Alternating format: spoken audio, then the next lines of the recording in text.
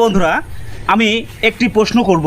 প্রশ্নটার উত্তর যদি দিতে পারে তাহলে তাকে এই নগদ চকচকে 100 টাকা পুরস্কার দেব। প্রশ্নটা খুবই একদম সহজ সরল প্রশ্ন। তো এই প্রশ্নটা করার জন্য আমি এই যে নুসাইবাকে দেখি।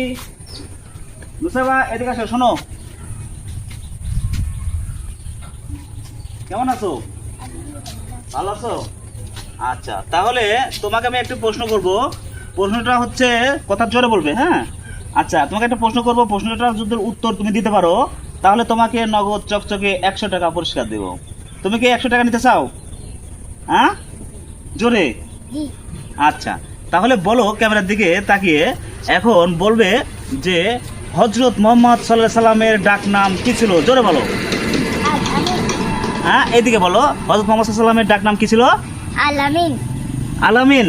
হ্যাঁ, ঠিক আছে, তুমি চকচকে 100 টাকার নোট নগদে পেয়ে গেলে। এই হযরত মুহাম্মদ সাল্লাল্লাহু আলাইহি সাল্লামের ডাক নাম কি ছিল? আমিন। আলামিন অর্থ কি বলো তো? বিশ্বাস। গুড। আলামিন অর্থ বিশ্বাসী। তুমি নগদে 100 টাকা চকচকে পেয়ে গেলে। ধরো, খুশি তো?